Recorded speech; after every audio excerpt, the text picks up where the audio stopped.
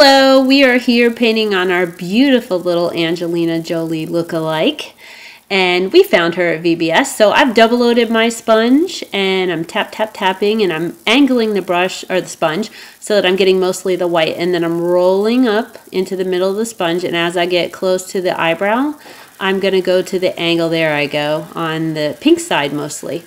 And I'm pushing, tapping there. So what I'm getting is solid pink on the outside, solid white on the bottom, and then a nice blend between the two colors, which unfortunately you can't see it as clear here because we're still working with this head camera, trying to get it more in front of the person. Okay, so we're doing a smaller pink on the bottom. See how I kept it kind of narrow? I don't like that real fat there. And now I'm gonna take the other side of my sponge and go into this deep burgundy. It's a really pretty color from Paradise. I love it. And I'm gonna try and just blend a little on the edges, but it's so powerful, it kind of it ends up overtaking that pink. The pink is a different brand, so it's not as strong of pigment. So I'm gonna go ahead and put in the burgundy where I want it, because the point is that when I do my roses over top of this burgundy, it gives it a nice shadow already underneath the flower. I really like the color. So I went ahead and reloaded. I realized that my pink is lost. So I go back in and I tap a little bit more into it until it's faded, till it's blended. I don't like a cut line between my colors. So I keep tapping that in on the bottom as well. And I like to bring that bottom part of the butterfly to a nice point, a point aiming down, almost opposite to the point that's aiming up at the top, and it's always a sharper point that I put at the bottom. And so here you can see that I'm just kind of filling that outside edge of the butterfly in rough. Whenever I'm doing flowers or any kind of design on the outside, I don't like a looped edge. Okay, so now I am loading my number 10 brush, square brush, with that burgundy and white. And that little patch of white you see there is glitter. I poofed a little glitter on it, and it was clear glitter. So now I'm looping around, doing each petal, and I'm just gonna do 4 petals on this rose because I don't want this to be a giant rose. It is gonna be the biggest one, but remember, I'm trying to keep it within a butterfly. Okay, now I'm coming over and doing my upside down U and then the other one, then bringing in my petals, and that's a sideways rose. And then this one is gonna be a bud that's aiming down. So the only thing I do is my upside down U and then my right side U to make the center of the flower. Now I'm going to come down here and make another sideways rose, but it's going to be heading down away from the eye. So I'm doing a couple petals and then I'm going to let it dry before I do the center. Now I'm coming back up to the top and doing the center of this rose. So upside down U and then the bottom one. Now look how directly my brush is going straight into the head. Then I lay it straight in, lay it down and push, and then go back to the position of straight in. See? My brush is heading straight vertically into the skin, into the head.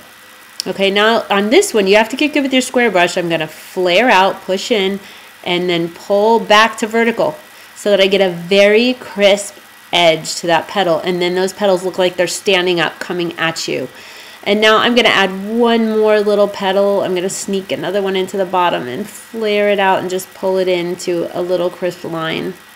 And you'll see that I do reload a lot. I don't always show it when I'm doing roses so that my white is nice and crisp on the edge. Now I'm doing the center of the bottom one, so you're just doing the opposite. I'm doing a right side rose, then the upside down U on top. And then you just pull the side leaves in upside down, just like you would do if you're doing it right side up. Okay, now I'm putting the leaves on to go around the flowers, and this is really going to make the flowers stand up. Okay, so the greenery is so pretty too. So I'm going to do the first leaf, and I do fairly big ones around the big rose. Okay, now I'm going to start aiming down towards the center of the nose after I finish this one. I just felt like the edge wasn't dark enough there. Okay, I'm using dark green and light green. Okay, now I'm just going to come around with the rose and start aiming down. I'm going to start heading towards that center spot, and then one more leaf to bring it right down to the way that I want it to point. Okay, and you can already see, especially when I put the leaf in here, how that rose just starts to stand off of the face. It's just so pretty. And so I just start adding the leaves in between the flowers, and it really pushes the flowers out. And you can see how that burgundy, look under that big flower, you can see how it shades underneath it. And then you can see what I'm doing down by the rosebud there. I'm curving those leaves and I'm not making them big. I'm bringing them around the bud to really emphasize that it's a rosebud. Now I'm coming out, and this is a sideways rose, so I'm doing my leaves more flared out to the side. I'm not putting a bunch of them down there because I want to keep the design on the bottom a little daintier. Now I'm adding some leaves staying within the shape of the butterfly wing, just some extra wings down there, or extra leaves. Now I'm doing the butterfly body, and I try and keep the bodies tiny and small, and I'd like to come to a nice point at the bottom of the body. Even though the wings are so big, I like my butterfly small. And then we're going to come around. I usually do very bold, big antennas, but here I'm going to do a little Donna Dewberry trick where she likes to pull that little curl inside after. So she'll come around, pick up her brush, and then pull from the inside out. So I did that so that I get a lot of swirl within there. I don't always swirl that much around with them, but I wanted it for this one. Now I'm adding baby's breath, and I vary the sizes, and I know most of you already know this. You do big, you do little, you do clusters of different size dots, and they look really good. And I just call it baby's breath when I'm doing roses. So I'm just putting it here and there, staying with the order of my design. Okay, and then on the bottom, you see how I'm starting to draw in towards the corner of the eye. And I just trail my dots kind of that way towards the corner. And then I'm going to bring this down more so it also trails towards the corner. And I get that pushed in look. See, both going into the middle. Yeah, that looks good. Okay, you can leave the design this way. It looks awesome. Done. You know, it's beautiful. They'll walk away and everyone's going to love it. But you can go in, a lot of people like to add more white lines and really trace out their flowers. And that looks okay sometimes. I prefer not to do it, but I'm demonstrating it here. I had way too much paint on my brush here, so I'm showing you a mistake here. That doesn't look good. There's too much paint on that. I ruined that one. I never do it on the big ones that are really detailed and pretty like that. I'm not going to outline that rose and ruin it. So I'm just doing it on those down below. Now here's something I do love to do, and it looks really cool, and it's when I outline my designs. But I hope you can see in the video that I am outlining with a thin layer of skin in between the design and my line. The line is not bud up to the design. I leave a little space of skin. So what it gives is the effect of a line of skin, then a line of white, and then you'll see what I'm going to do after this. So I'll go ahead and line everything. I'm not touching the design. Again, let me emphasize that I left a little skin in between the line and the design. Now I'm going to double line it, leaving the same amount of skin in between the first line. So now it's skin, line, and that just has a beautiful effect. And I actually kind of got the idea from the Dallas Cowboy star because I like the way they have a line with the blue in between the two white.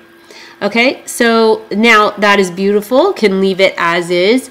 I don't cover my roses with flowers, or I'm sorry, with glitter, because I do nice detail. My roses come out nice, as you can see, so I like that to show. For me, if your rose comes out good, then, and the reason I'm using my poop for here is because that's all I brought with me. I'm at VBS. I really didn't plan to do a face. I was just doing VBS stuff.